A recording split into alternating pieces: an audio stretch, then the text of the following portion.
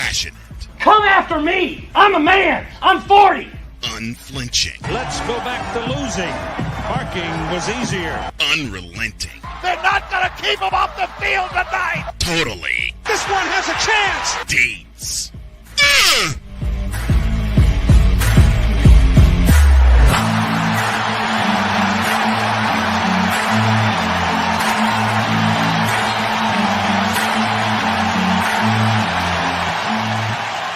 That's not just a murmur, that's a full-blown fibrillation. He's here. He's here. Chris Dietz is indeed here. What up, Dietz? Hey, what's going on, guys? How's it going, Greg? Not much. I'm just reading up on these sanctions, and I got a full list of it. Something so twisted for me for the Big Ten, as you always do, Dietz. I'm gonna let you have it. Go for it. It's been a wild week. I have been, you know me, Snowman. When I get invested in something, I get obsessed. Yes, it's just my nature. So I saw, I was watching a VTuber, and they were reacting to a video, and it was the most hilarious video I've ever seen. So what did I do? I went and saw 3 more VTubers that reacted to the same video. So I watched the same video almost 4 times, just listening to other people react to it, and it was hilarious. What was the video about? So let me give you the backstory of this video. okay. So there's this guy, a streamer. His name is Asian Andy. Uh-oh. Now the backstory to this video is his sister bought a house, and she fixed up the house and made it look all nice. And to offset those costs, she decided, well, I'm going to Airbnb my house when I'm not in it, allowing other people to use it and all of that. Yeah. Well, here's the problem. In the state that she lives in, if someone occupies a residence for a certain certain amount of time, let's just say it's 30 days. But I don't really know. I don't really know what the full thing is. But if they occupy it for a certain number of time, once they're in, you cannot kick them. In order to kick them out, you have to evict them. Oh my gosh. What? Now you have to serve them with eviction papers, which means if they challenge the eviction, it goes to court. Now we all know how court works. Court can be, hey, this takes a week, this takes a month, this takes several months. Yes. It could take a year. It could take as long as the court, as long as the court is, as long as there's things going on. So what happened is this lady Airbnb'd her a room in Asian Andy's sister's house and would not leave. Wouldn't leave. Wouldn't pay them and wouldn't leave. Those are the 2 things. Would not pay for the room and wouldn't leave until the eviction was upheld by the court. So what did this guy do? So it's his sister. So he moves in and just annoys the hell out of her. and it's just, hey, and she's never come into this. She's never come into somebody. She's like, I'm gonna. And you see it in the video. She explains everything to him. Like, I'm gonna go to your bosses. I'm gonna do this. And he's like, I'm a streamer, bro. I am the boss. There you go. so he's just running his. So he's going live every day from the common room and just blasting music, doing things that would just cause her to leave, because the only way they can get her out is if she leaves or if she initiates something that would create an arrest, and then they can move her out. Right. So that's the video. It's just him doing all of these ridiculous things and the cops coming and all this. And what it is it's called squatting. Yes. And anybody who's a squatter is a loser. Like, you're just basically there. You're there, and they can't get rid of you until the court upholds the eviction. And Yes. even after that, they'll still try to say, no, I'm not leaving. So you'll have to forcefully remove me. So of course I'm watching this. I'm watching this, and I'm thinking, I'm like, how am I going to incorporate this in? Well, greatly, and I know what the viewers are saying. How does this relate to the Big Ten? Well, this takes place in California. What does the Big Ten have? The Big Ten has squatters from California in its midst, and guess what? They're in, and you can't get rid of them. That's true. Nope, they can't.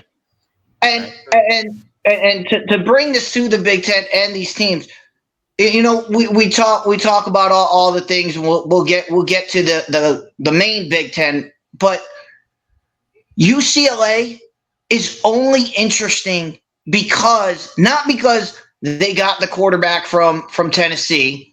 Their only interest this year is their quarterback transferred to Tennessee. So now at major points in the season, we're going to look back and go, oh, how's UCLA doing? How's Tennessee doing? And compare them. That's the only interesting thing they have this year.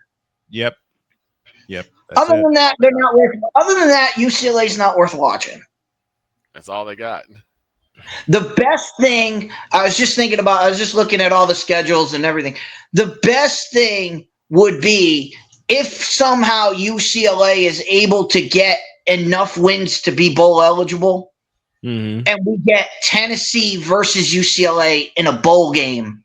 That would be fantastic. That's the only thing worth watching them for. Makes sense.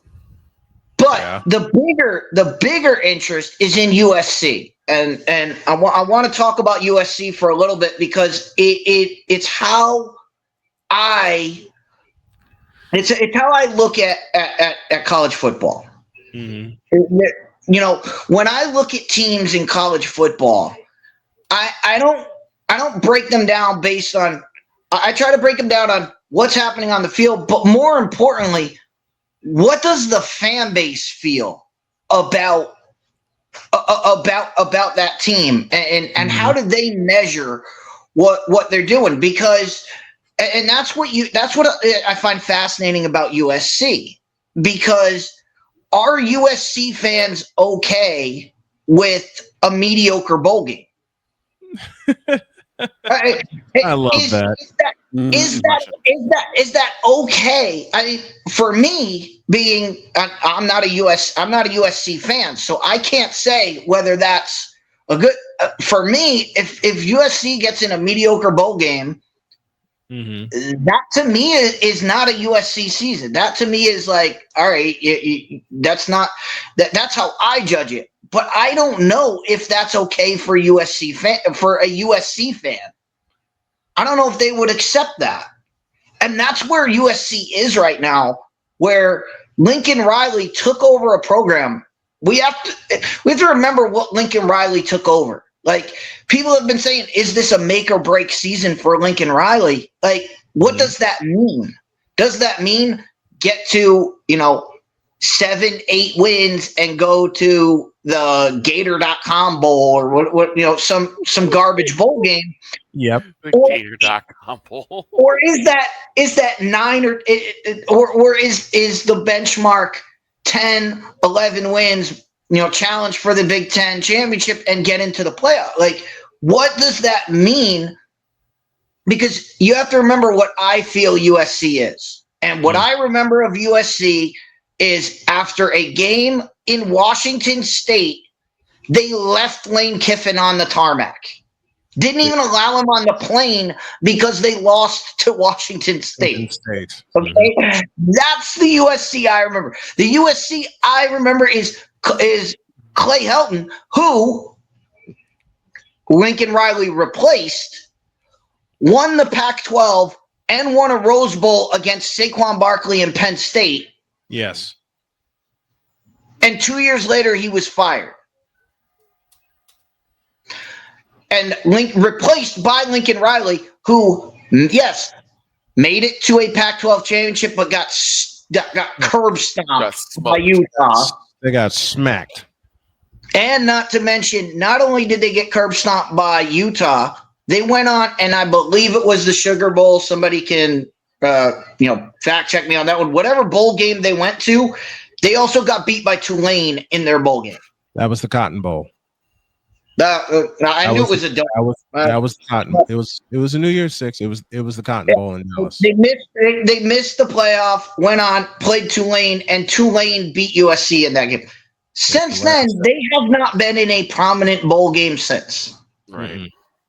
Okay, so what I'm saying about you, and this is the funny thing about USC is, can USC challenge for? Yes, they have the talent. They have the talent to challenge for a Big Ten championship. Do they also have the talent to miss a bowl game completely? Absolutely. They can. That's how far they can go.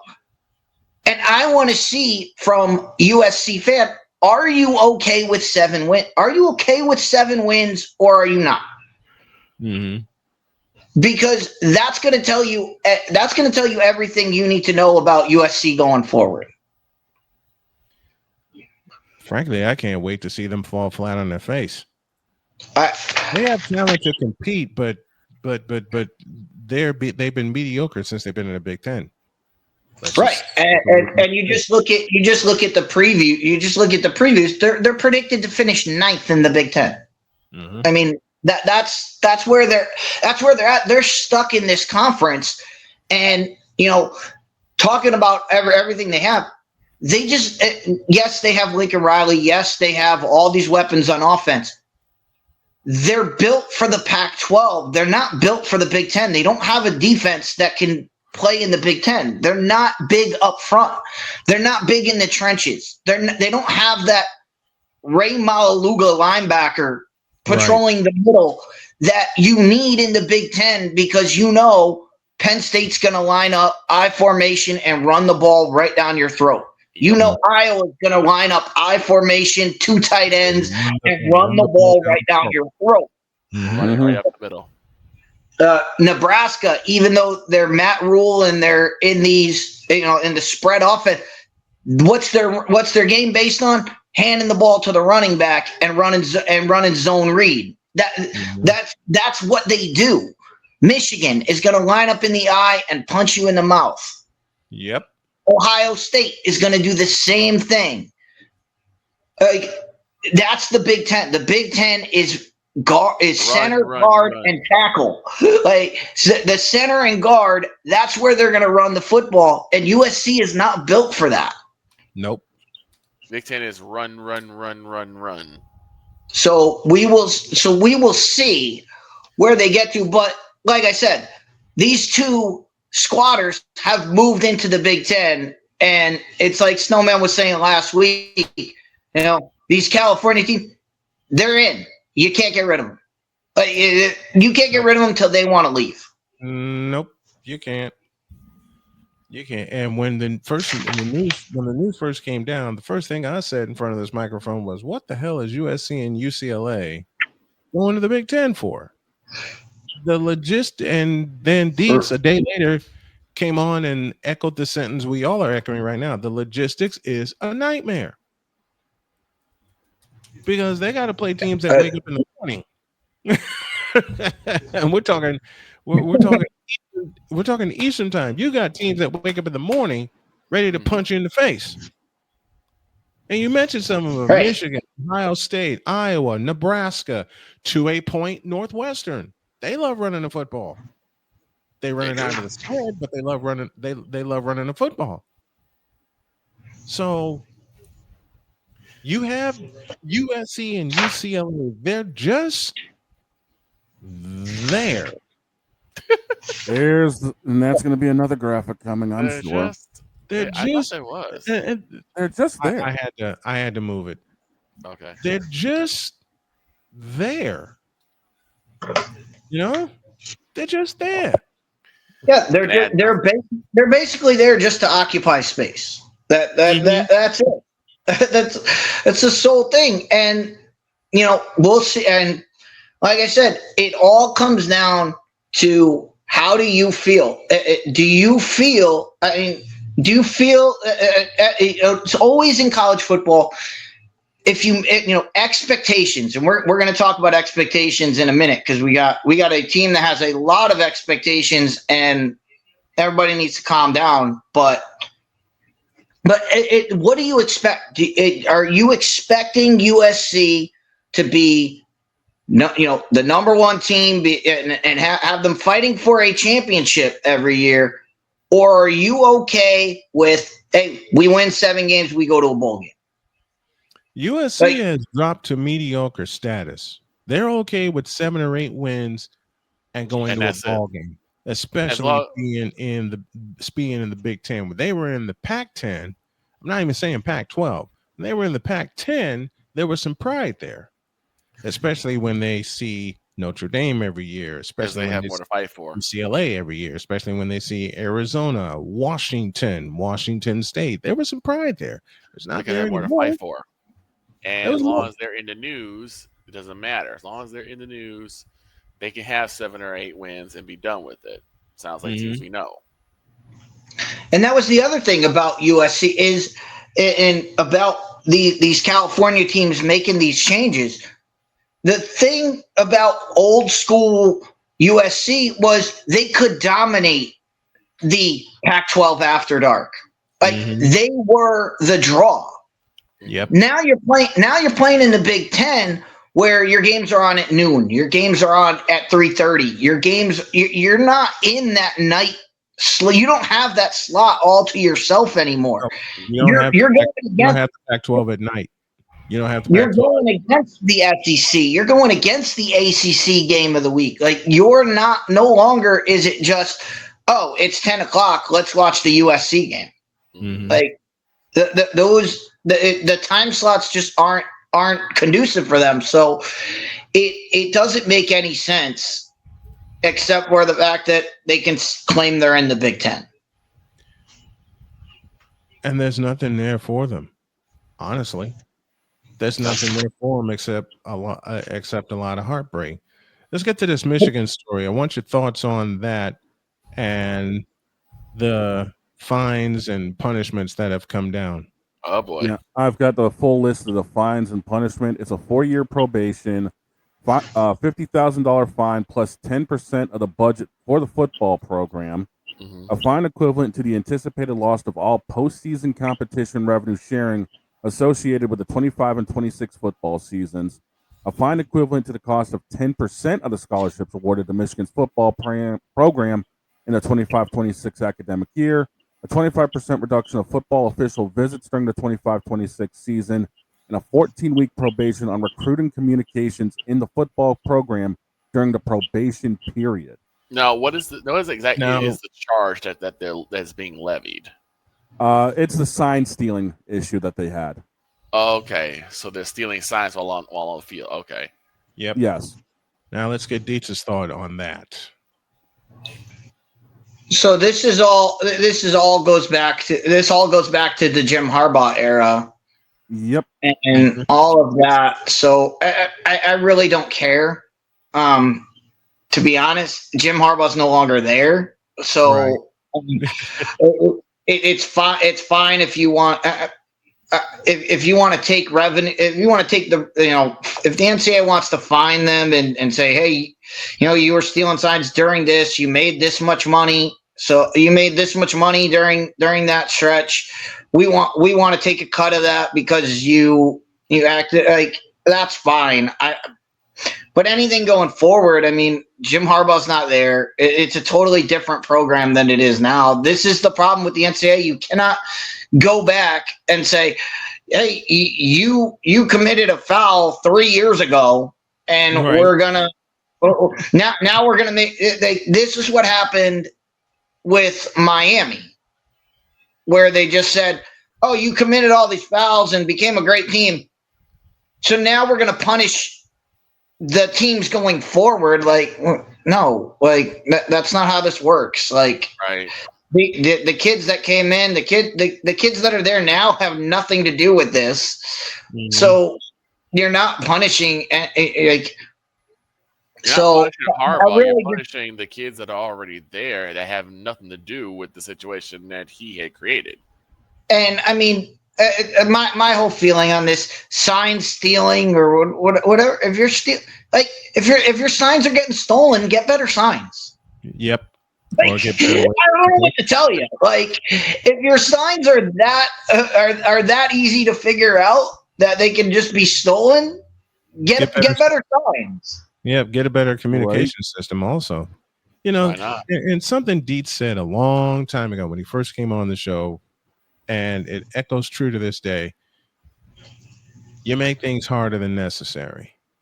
And there's so many teams in the let me say it this way. There's so many teams in the Big Ten that make it harder than necessary.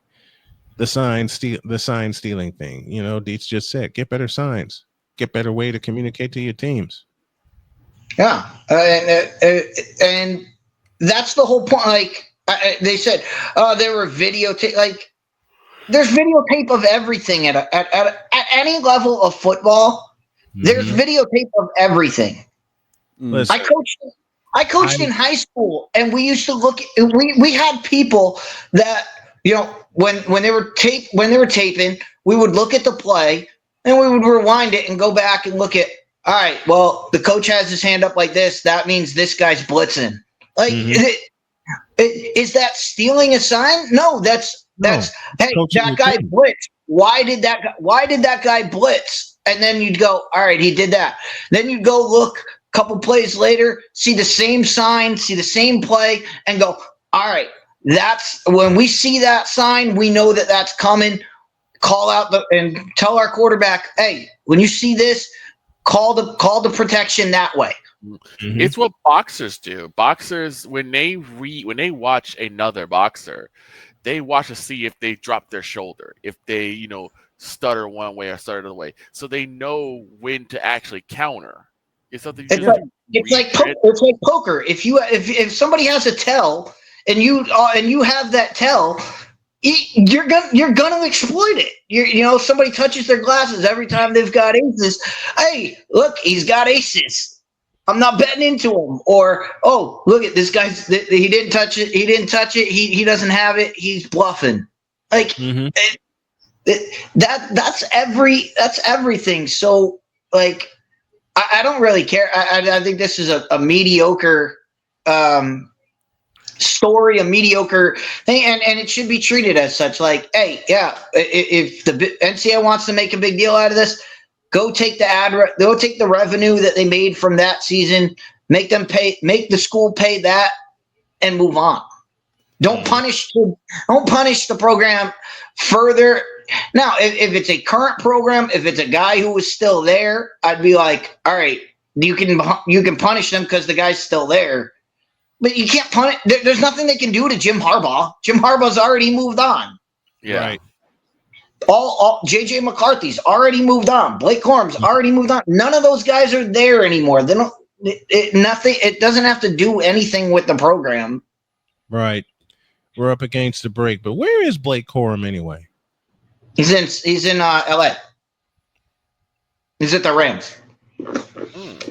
You know what? I'll fight with Playmaker later. That's Chris Dietz. Who is your final question? No, it's too early. I have a. Do you have any kind of pick to win the Big Ten? Oh yeah, I mean there's so much that we could get into in the Big Ten. The Big Ten is so just but hold it. Matter of fact, hold that for Monday, and we'll bring. I do want to ask a question, but it does have something to do with the NFL or with my NFL team. Go for it. Let's say Micah decides to go to trade. What do you get? What do you get for him, Chris? You get a first round. You get someone's first round pick, and it better be a damn good first round pick. Like, you're not trading him to the Eagles, who are going to go to the Super Bowl. You're not trading him to Kansas City, who's going to go to the Super Bowl. You're getting a first round pick of like Arizona. Yeah. Like that's the only way you're trading him. Like, you're not going to trade him. No, it's just I don't know what to. You're not going to trade him just. You're not going to trade Micah Parsons just to get rid of him. Like, you're not going to take pennies on the dollar. You ask for whatever. Like, the Cowboys have control of them.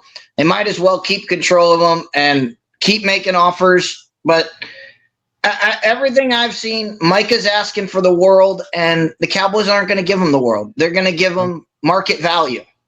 And that's it. Save the Big Ten. We'll do. You know what we're gonna do? We'll do our deep dive on Monday into the Big Ten, and I'll set it for hour 1 because we got to dive into the Big Ten. So we'll set that for hour 1 on Monday. Christie's. And I wasn't trying to avoid Snowman's question because it's a legit one, but the Big Ten has set themselves up for. Who's going to be who they want their champion to be, and that's Ohio. You look at Ohio State. Ohio State's schedule is absolutely insane. Yeah, that's why we're doing. That's why the first hour of Monday we're going to do a complete. We're going to do a complete deep dive. Yeah. And when I say a complete deep dive, they play just to finish so that everybody understands. Yeah. They play Penn State and Michigan. That's it. That's it. That's their schedule after Texas. After Texas, they play Penn State and Michigan. Let me. No Iowa, no Oregon, no Indiana. They don't play any. They don't play any of the tough teams. I don't understand how they got this. Let me close this the way Dietz did a few years ago. They rewarded Ohio State for not playing, and then they punished USC for playing. I will never forget that. Dietz joining us on this Friday. He'll be back with us on Monday to do a complete deep dive into the Big Ten. My brother, thank you very much. I appreciate it. All right. Thank you, guys. Passionate. Come after me. I'm a man. I'm 40. Unflinching. Let's go back to losing. Parking was easier. Unrelenting. They're not going to keep him off the field tonight. Totally. This one has a chance. Dietz.